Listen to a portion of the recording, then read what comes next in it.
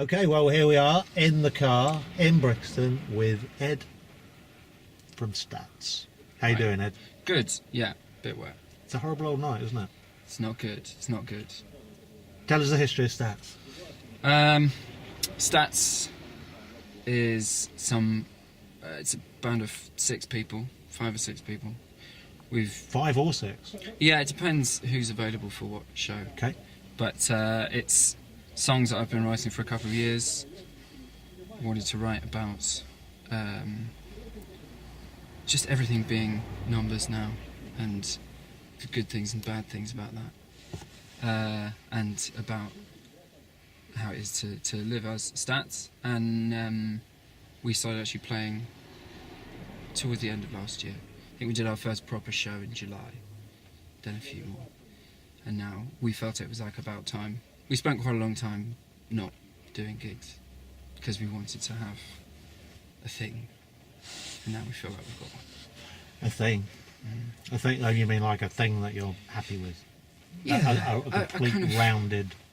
Well, something where all the songs kind of fit together and everyone understands what the idea is and are all kind of moving together. So where, geographically, where is Stats from? Well, we're from all 4 points of London where we live at the moment.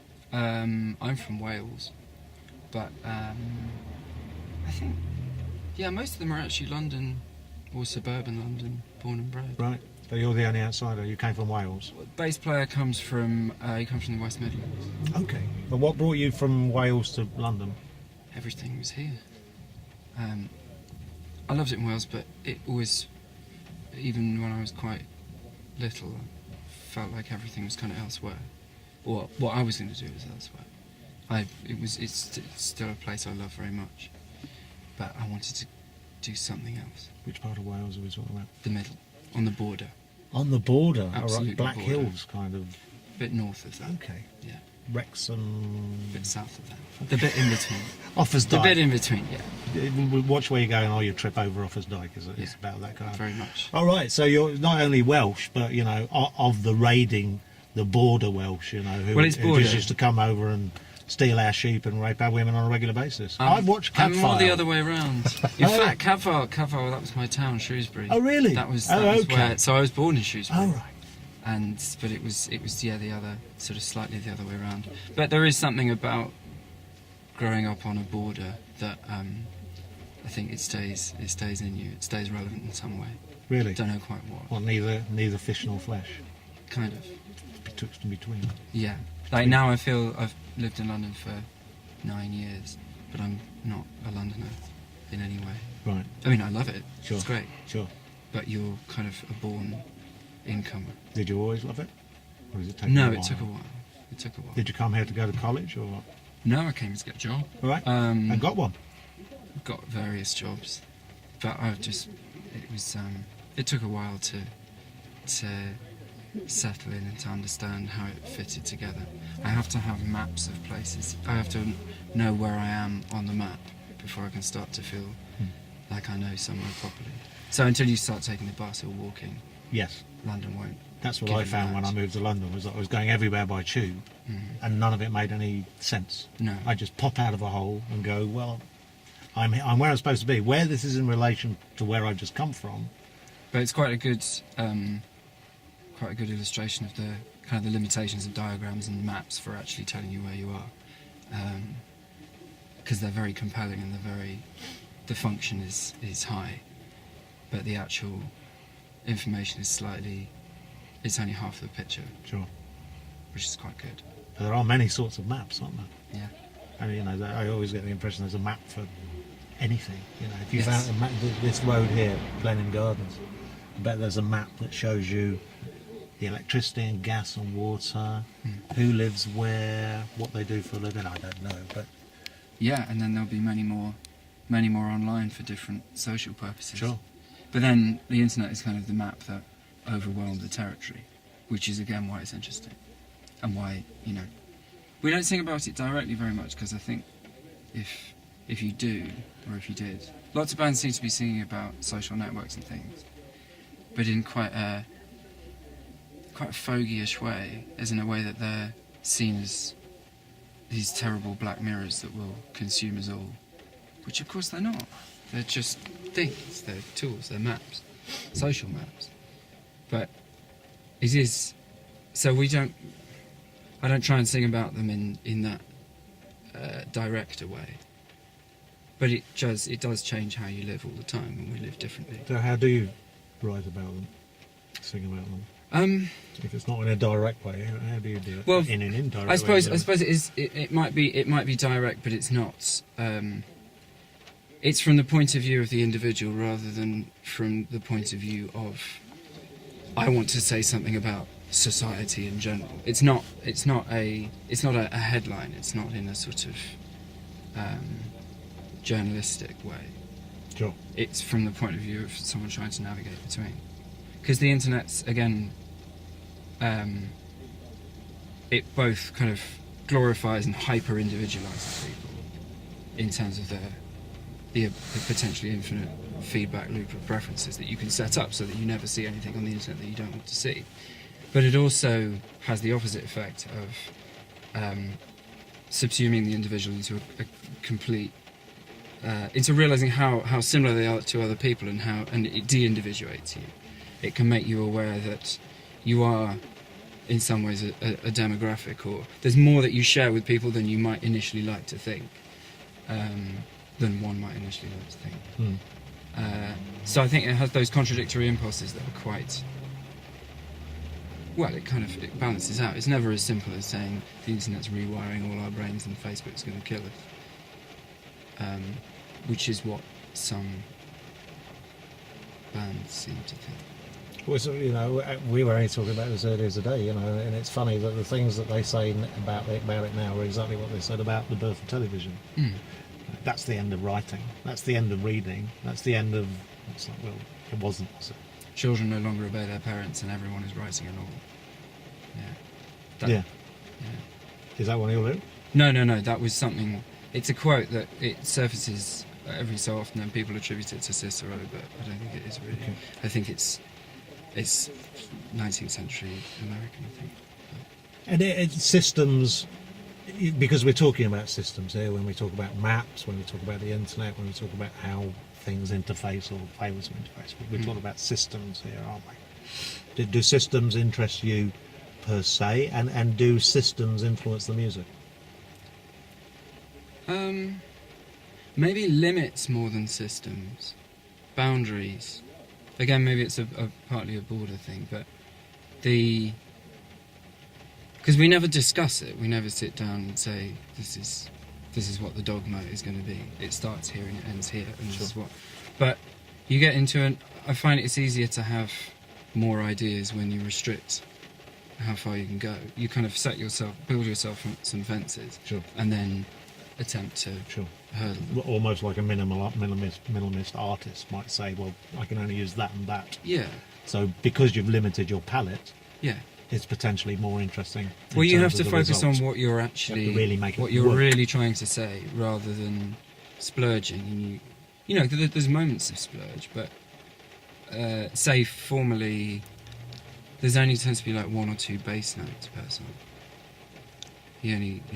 Stu likes playing repetitive bass lines, so you come up with one idea and then we play it for 15 minutes, and then we'll record it, and I'll go back and listen to where the best bit is, and that's the chorus, and then another good bit, and then that's the verse, and then you just throw the rest of it away. Sure. So, yeah, I mean that obviously is a system. Sure. We've come up with a stats system that generates things. Music is, but it's a system where is always a system, isn't it? But you build in mistakes, and you build in the possibility of things going completely different. So you start out with, okay, these are the 5-6 elements. We're going to do them for a while, and then they'll become something else, and then we'll forget about what they were to begin with. So there's a linkage between, if you like, sort of a Burroughs-like approach, the kind of cut-up approach to a certain extent, but also a very more contemporary thing in that what you're describing is also very much the way people work on Cubase. And that's why I started doing it. Listen back, take that bit, put them together. I remember the first time I ever went writing on a session with a dance music producer, or a pair of dance music producers, and I'd never seen them work on Pro Tools in the way that they did. And they were like, okay, let's write a song here today. And I'd never worked with anyone like that. And they said, okay, so we want to use this Roxy Music sample. So they played the song into the computer, cut out that bit, put it on Pro Tools, went da da da da da. It's like, okay, so let's just put a kick drum in there, MIDI keyboard, da da da da da da da da. Loop. It's just Lego music. It was great, and it was kind of liberating because I came from a world of guitars where you do a verse, then you do a chorus, and all of that. Sure. But then that has its appeal too, and there's good things about that. So I suppose our thing tries to make music that could be made by machines, but is played by humans. So you could do everything that Stats do on stage with some machines, and it would be basically the same thing. And is that because one it's of being those played limits? by people? Is that Yeah. one of those limits? Yeah.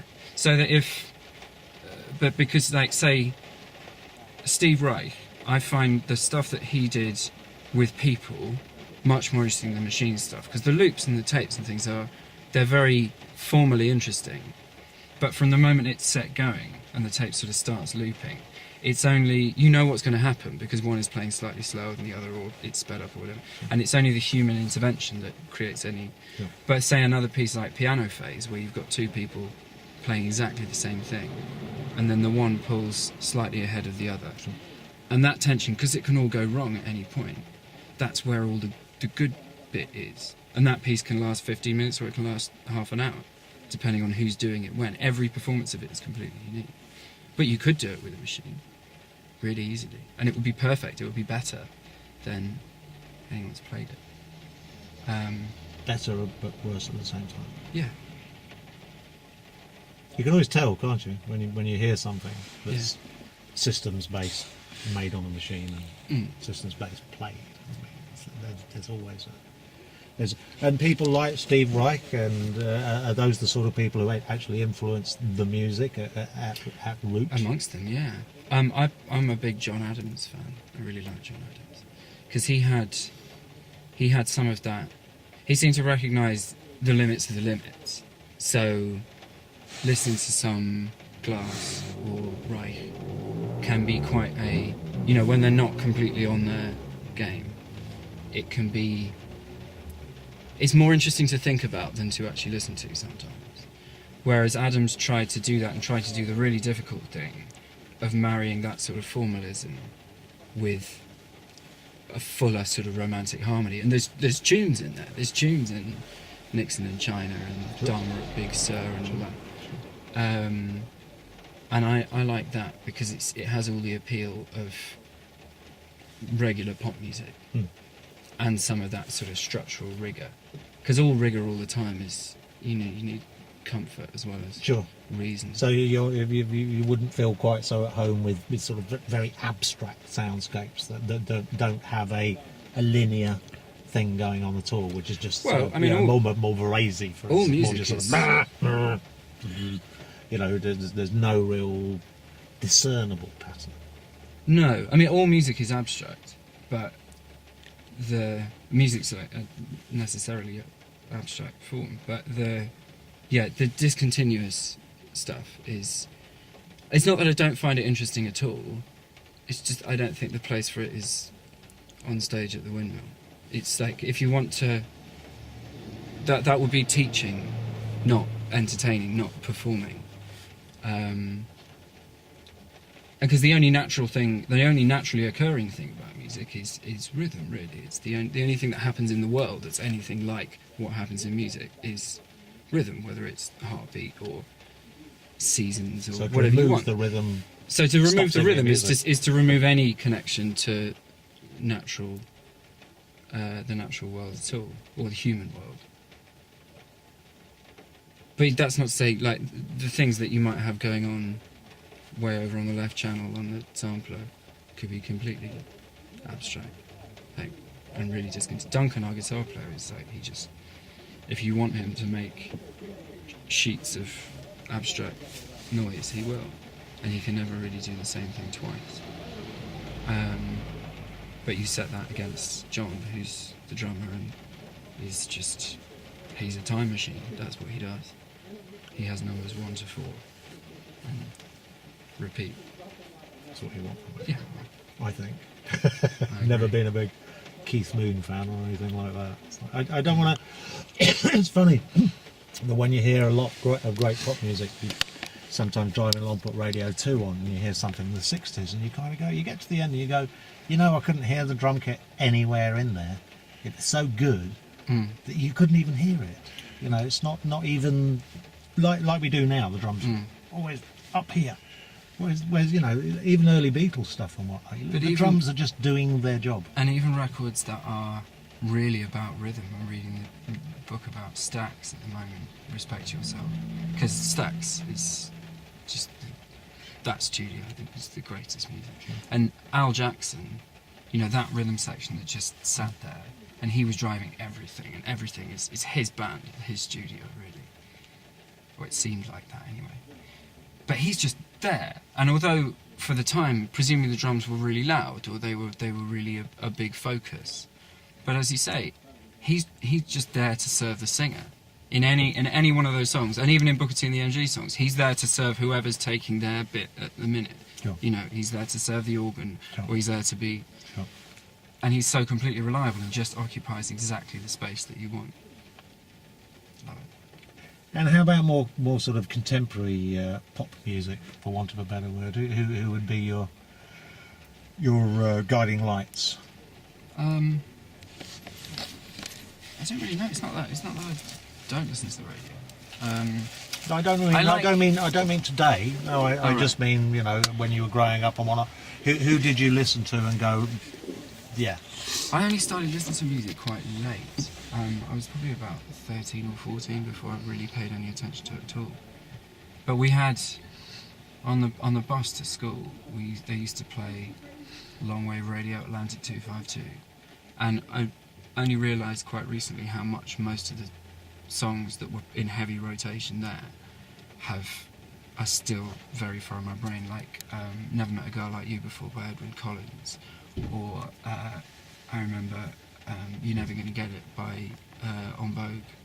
It was huge. Yeah. It was played all the time, and even other things that are less like, because that or like TLC or stuff. Obviously, it's all really fashionable again now. But there's other things like Let Loose and things that will never be fashionable again. But they're in your brain. I think, and there was lots of sort of. There was lots of ravers in Wales as well, like lots of old hippies. So there was lots of Ebenezer Goode and. Was there?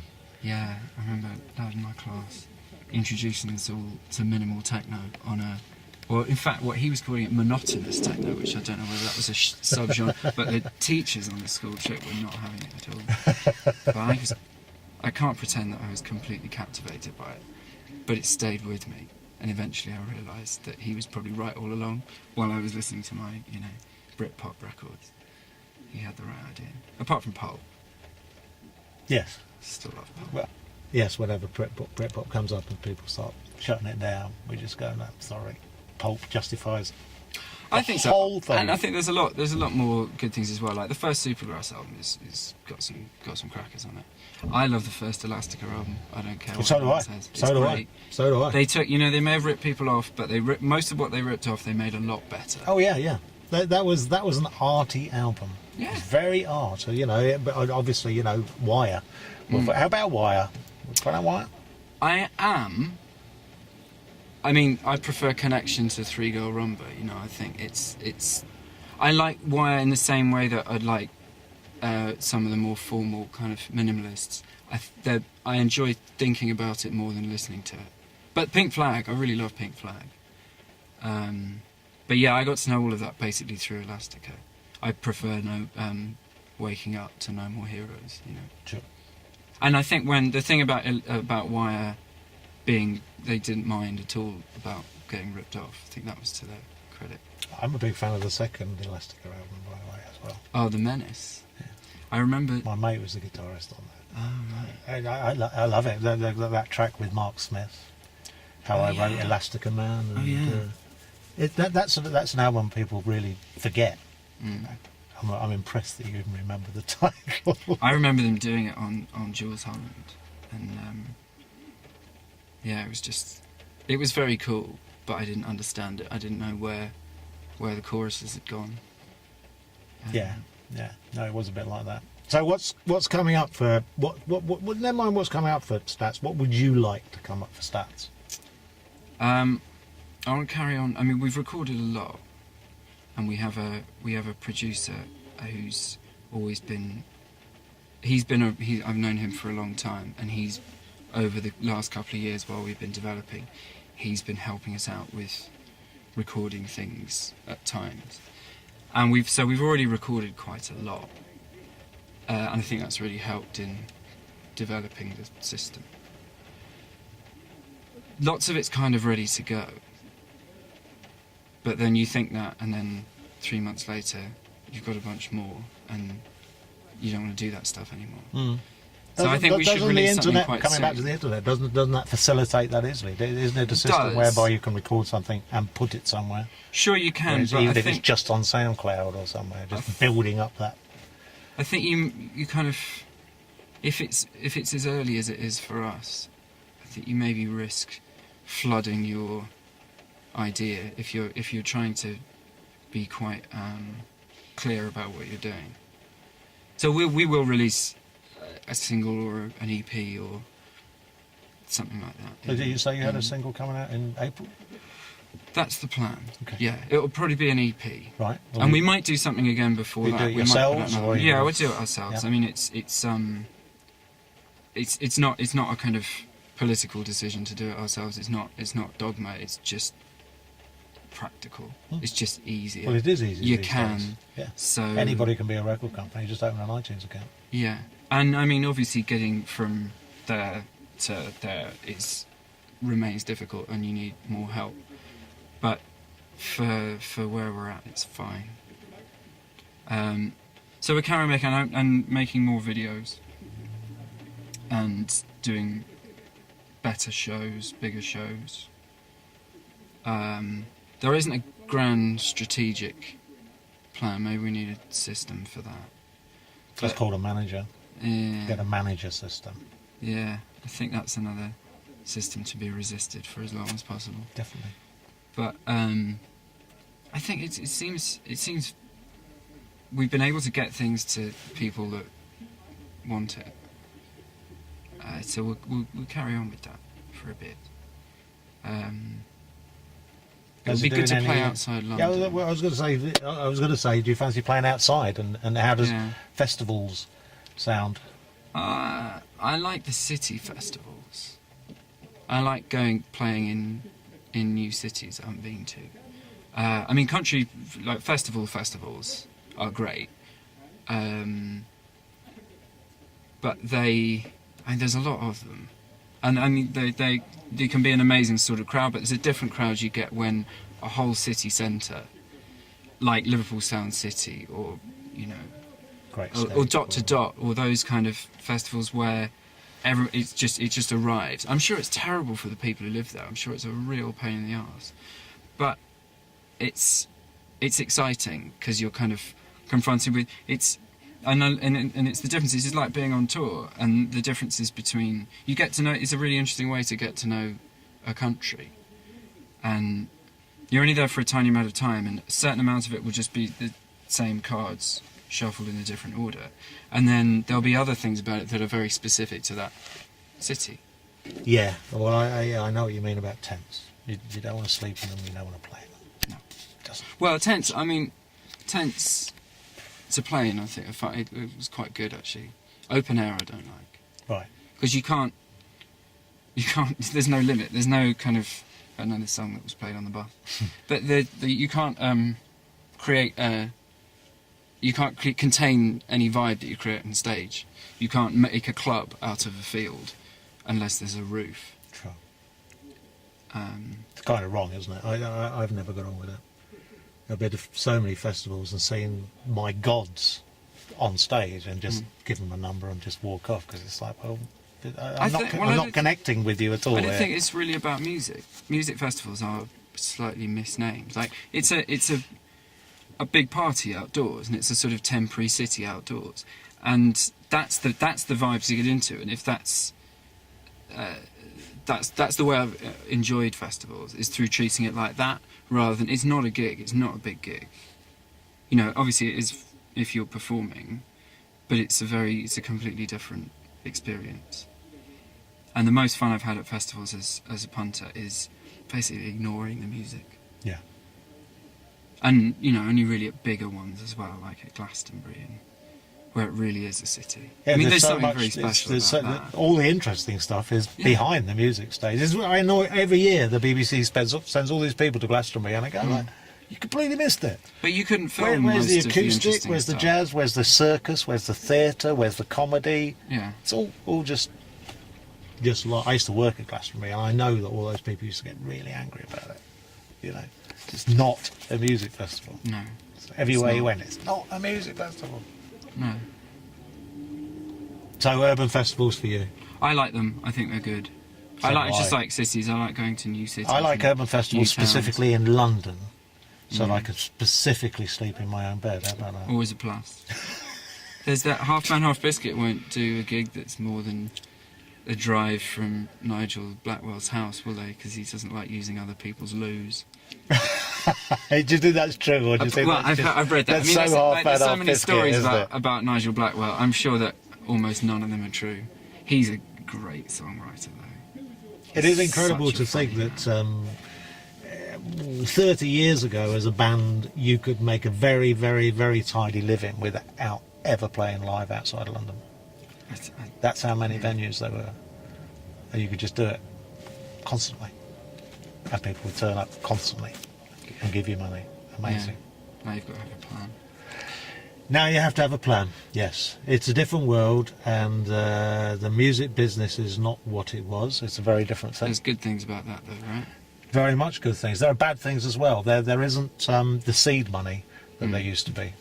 seems to be- Majors did put money into the game, and it was very helpful to young bands. It does seem to be difficult to get from there to there. Very difficult. That's the problem we're talking about, I suppose. Well, the problem is that getting from there to there involves the steps to get there are all steps of compromise. And if you're willing to make those steps, if you're willing to take on an agent, take on a manager, take on a PR, you know, those It does mean that those are- ultimately only people who have lots of money can afford to do it. yes. Which is, Pop music has become a very Not rich good. person's business over the last few years. You know, there's a phenomenon that I call Gap City rockers, who are just all over the place. You know, they meet in the bar, pissed at Cambridge or something.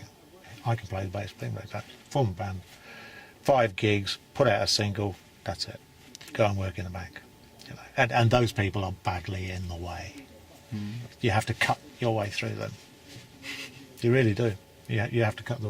You just have to, because there's so much of it.